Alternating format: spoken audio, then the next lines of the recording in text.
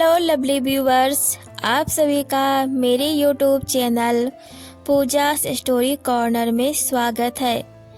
पिछले एपिसोड में आपने देखा कि अंजलि के पास मातृ ग्रुप से कॉल आता है उसे डिजाइन डिपार्टमेंट में मेन हेड के लिए हायर करने के लिए। निया के दादा उसके लिए एक ब्लाइंड डेट फिक्स किए होते हैं।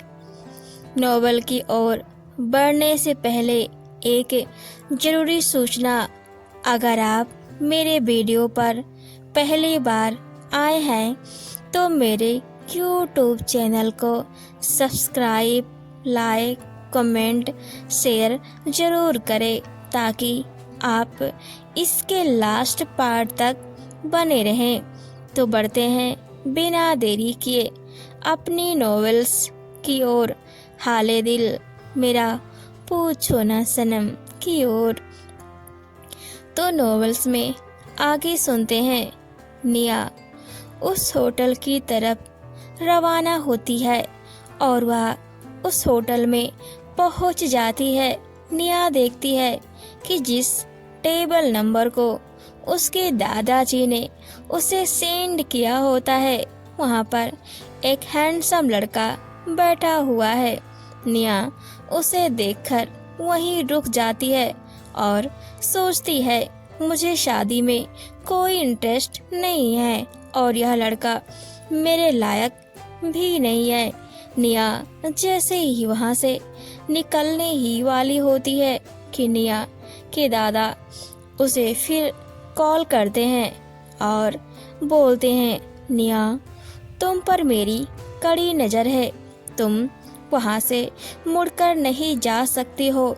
निया अपने चेहरे पर मास्क लगाती है और बताए गए टेबल नंबर के पास जाकर बैठ जाती है। उसके सामने कोई और नहीं, ठाकुर रुद्र सिंह ही होता है। रुद्र सिंह निया मेहरा के सामने अपना हाथ बढ़ाता है और बोलता है, मैं ठाकुर रुद्र सिंह, आप निया मेहरा हो? निया बोलती है, आपको मेरे नाम से कोई मतलब नहीं होना चाहिए, वैसे भी मुझे शादी में कोई भी दिलचस्पी नहीं है। रुद्र मन में सोचता है, अगर बिजनेस की बात नहीं होती तो तुम मेरे सामने इतना एटीट्यूड नहीं दिखा रही होती। रुद्र सिंह बोलता है, मुझे भी कोई दिलचस्पी नहीं है, पर मैं अपनी दादी की वजह से यहाँ पर आया हूँ। निया मेहरा बोलती है, वाह, यह दादा दादी लोग हमारे पीछे हाथ धोकर पड़े हुए हैं। मेरे दादा चाहते हैं मैं शादी कर लूं और तुम्हारी दादी चाहती हैं कि तुम शादी कर लो। आखिर इन दोनों बुजुर्गों को क्या हो गया है? यहाँ हमें थोड़ा दिन चैन से नहीं जीने दे सकते हैं क्या?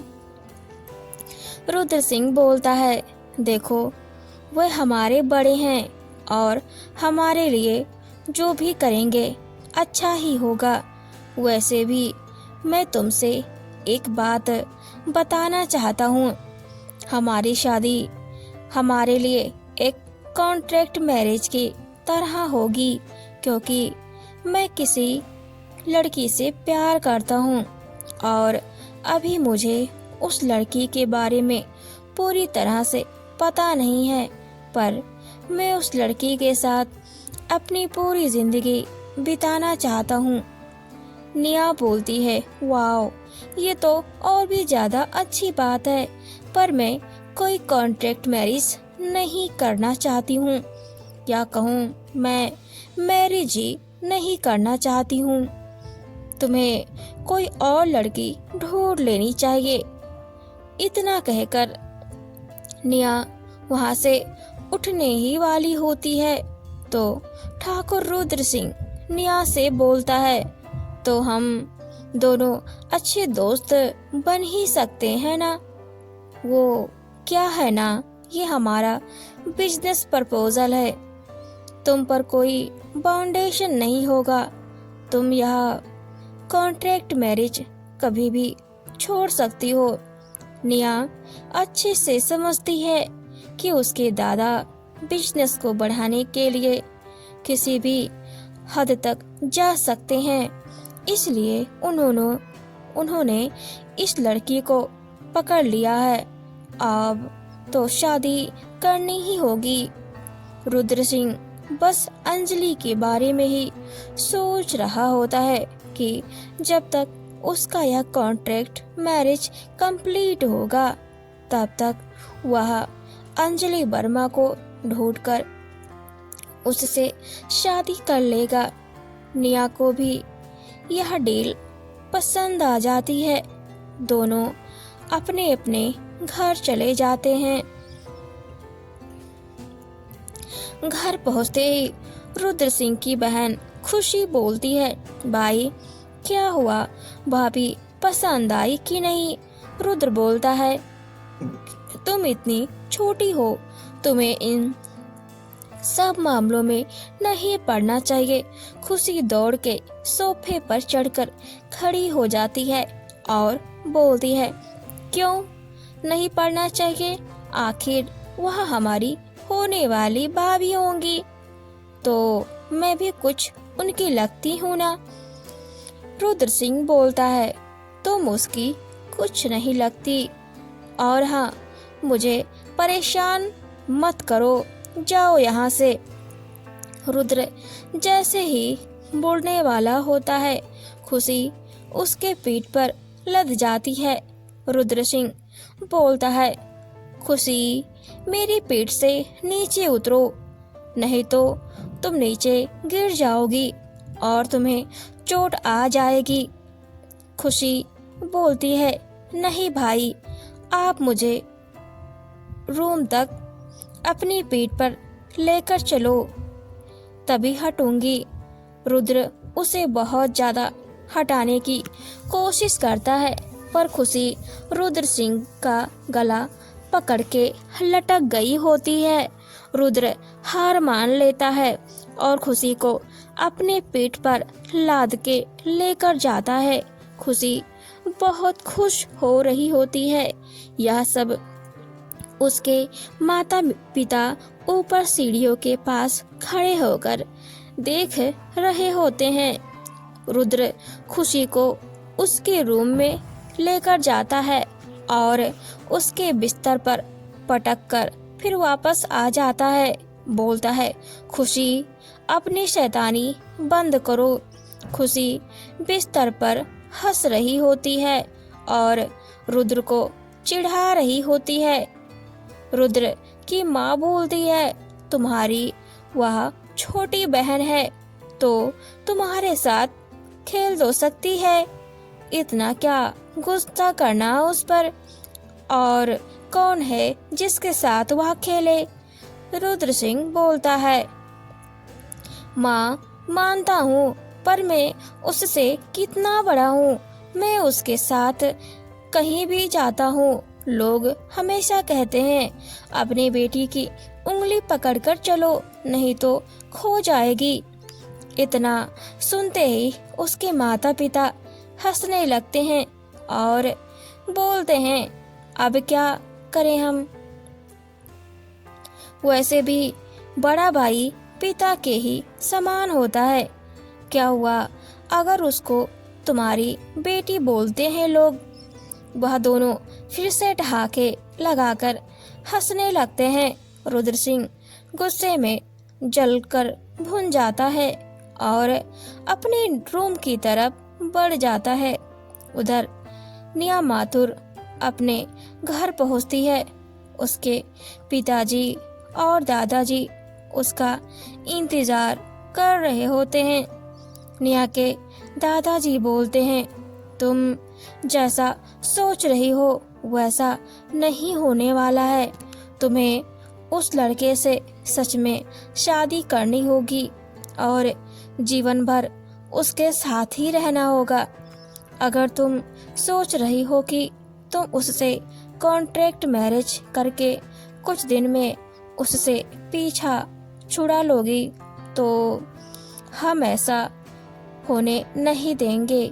निया गुस्से से अपने दादाजी की ओर देखती है और पिताजी से बोलती है, डैड आप तो समझाइए ना दादू को, मुझे शादी नहीं करनी है। आपने भी तो शादी की। हमारे खानदान में कोई भी शादी करता है, उसकी शादी 1 साल से ज्यादा कभी नहीं चली। पति पत्नी में से कोई एक मर जाता है। आखिर क्या चाहते हैं कि मैं विधवा हो जाऊं? आप दोनों समझने की कोशिश करें। मैं शादी नहीं कर सकता हूं। कॉन्ट्रैक्ट मैरिज करके ही देख लेते हैं। वह भी 6 मंथ की कॉन्ट्रैक्ट मैरिज ही करूंगी। मैं उसके साथ 1 साल की नहीं करनी। निया के दादाजी बोलते हैं, हम बड़े से बड़े पंडित को बुलाएंगे, हवन करेंगे तुम्हारे लिए ताकि तुम्हारी शादी सफल हो जाए।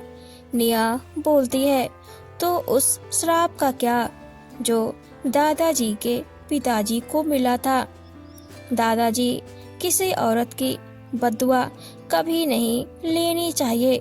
उसके पिताजी ने जो गलती की उसकी सजा आपने और आपके बेटे ने भुगली। मैं नहीं चाहती हूँ कि वही सजा मुझे भी मिले। समझने की कोशिश करें। इतना बोलकर निया अपने रूम की तरफ चल देती है। निया के पिताजी और दादाजी दोनों एक दूसरे को देखने लगते हैं। निया के दादा के आंखों में आंसू छलक आते हैं और उनके हाथों से छड़ी छूट जाती है। वह गिरने ही वाले होते हैं कि निया के पिताजी उन्हें संभाल लेते हैं और बोलते हैं, पिताजी निया की बातों का दिल पर मत लगाया करो। निया के दादाजी अपने बेटे की ओर देखकर बोलते हैं, सारा कसूर मेरे पिताजी का था। मैं और तुमने अकेले ही जिंदगी इस तरह से काटे हैं। मिलकर हम दोनों ने मिलकर ही निया की परवरिश की। हमने दोबारा शादी भी नहीं किया ताकि निया को हमारा प्यार ना बांटना पड़े। खैर वह भी सही कह रही है, पर हम क्या करें? अगर उसने शादी नहीं करी तो हमारी पीढ़ी का अंत हो जाएगा। यह ऐशो आराम मिट्टी में मिल जाएगा। तुम ही उसे समझाओ। हम उसके लिए बड़े से बड़े तांत्रिक, मौलवी और पंडितों को बुलवाएंगे ताकि उस श्राप को तोड़ा जा सके। निया की जिंदगी खुशहाल बन जाए। बस मैं इतना चाहता हूँ। निया के पिताजी बोलते हैं, पिताजी आप जैसा चाहते हैं वैसा ही होगा, आप चिंता ना करें।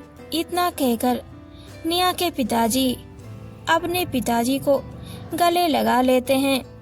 निया कमरे में बैठी रो रही होती है कि उसने दादाजी को इतना सारा सुना दिया, पर वह करती क्या? वह नहीं चाहती है कि अगर उसने शादी कर ली, अगर उसकी मृत्यु हो गई तो क्या होगा? उनकी 3 पीढ़ियों में कोई भी लड़की जन्म नहीं ली थी।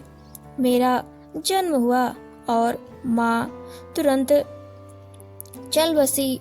मैं इन दोनों को छोड़कर नहीं जाना चाहती हूँ। इन्हें कैसे समझाऊं? मुझे समझ में नहीं आता।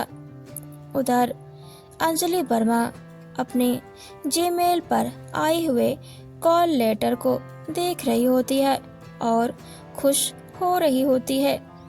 अगली सुबह रेडी होकर अपने माता पिता का आशीर्वाद लेती है और उसकी माँ उसे तिलक लगाती है और दही गुड़ खिलाती है ताकि अंजलि ऊंचाइयां छूती रहे, वह तरक्की करती रहे।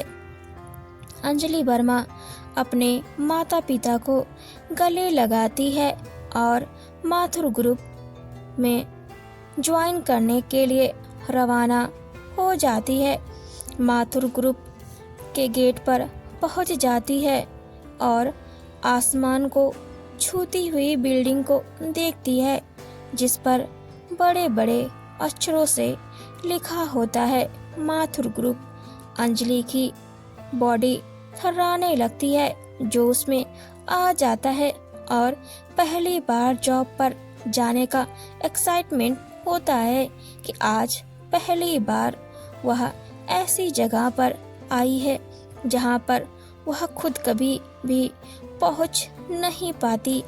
गेट के पास पहुंचते ही सिक्योरिटी गार्ड को नमस्ते करती है। वहां से निकलकर माथुर ग्रुप में एंटर करती है तो देखती है चारों तरफ ऐसे लोग जो फॉर्मल कपड़ों में होते हैं। अंजलि अपने पहनावे को देखती है कि मैं तो बस सलवार सूट दुपट्टा ही लिया हूँ, क्या मैं इस कंपनी के लायक हूँ? निया माथुर का असिस्टेंट अंजलि वर्मा को देख लेता है। वह पहचान जाता है कि या तो अंजलि वर्मा ही हो सकती हैं। उसके पहनावे को देखकर वह उसके पास आने ही वाला होता है, तभी क्लीन करने वाली एक लेडी उससे टकरा जाती है और बोलती है, तुम कौन हो और यहाँ तुम कैसे आ गई? अंजलि बोलती है, जी मैं यहाँ जॉब के लिए आई हूँ, आज मेरी ज्वाइनिंग है यहाँ पर। तो वह लेडी और भी लोगों को इकट्ठा कर लेती है और जोर जोर से चिल्लाने लगती है और लोगों से बोलती है, देखो इसके कपड़े तो देखो, इसकी शक्ल तो देखो, बाल में तो चमेली का तेल लगा रखा है इसने और आई है इस कंपनी में जॉब करने के लिए। इतना सुनते ही वह सभी लोग हंसने लगते हैं। वह क्लीनर बोलती है, तुम यहाँ से अभी जाती हो या नहीं? तुम जैसे बहुत सारे यहाँ पर आते रहते हैं, हम आए दिन उनको यहाँ से निकालते रहते हैं। यहाँ से चली जाओ, नहीं तो इसी वाइपर से तुम्हारी पिटाई कर दूंगी। औकात नहीं है तुम्हारी इस कंपनी में काम करने की। अंजलि उसके सामने घुटने पर बैठ जाती है और बोलती है, प्लीज मुझे अंदर जाने दीजिए। लेकिन वह लेडी उसे वाइपर से मारने लगती है, जिससे अंजलि वर्मा को बहुत तेज चोट लग रही होती है। वह चिल्ला भी रही होती है। उसके चिल्लाने से असिस्टेंट उसके पास पहुंचता है, वाइपर को पकड़ लेता है, पर वह लेडी बोलने लगती है, इसको यहाँ से जाना ही होगा। रोकते हुए असिस्टेंट बोलता है, तुम्हारी हिम्मत कैसे हुई इसको मारने की? इसको निया मैम ने पर्सनल हायर किया है। अगर वह जान जाएंगी कि तुमने इसके साथ मिसबिहेव किया है तो तुम्हारी नौकरी तुरंत चली जाएगी। वह क्लीनर असिस्टेंट के सामने घुटने पर बैठ जाती है और बोलती है, साहब ऐसा ना करे, नहीं तो मेरे बच्चे भूखे रह जाएंगे। और क्लीनर अंजलि के सामने घुटने पर बैठ जाती है और बोलती है, मैडम हमें माफ़ कर दीजिए, मैं आपके कपड़े से जज कर लिया कि आप कोई भिखारी होंगी, मुझे माफ़ कर दीजिए, आइंदा ऐसी गलती नहीं होगी। अंजलि बहुत ही ज़्यादा सिंपल है और लोगों की ओर बहुत ज़्यादा इज्जत करती है। वह औरत घुटने पर बैठी हुई होती है अंजलि के सामने, तो अंजलि उसे उठाती है और बोलती है, कोई बात नहीं आंटी, आप तो मेरे माँ समान हैं। गलती हर किसी से हो जाती है, आइंदा से आप ध्यान दीजिएगा। कोई बात नहीं, मैंने आपको माफ़ कर दिया और निया मैम से भी कुछ नहीं बोलूँगी। इतना कहकर असिस्टेंट अंजलि को वहाँ से लेकर निया के पास चला जाता है। आगे नोवेल में हम देखेंगे कि क्या निया की शादी रुद्र सिंह से हो पाएगी।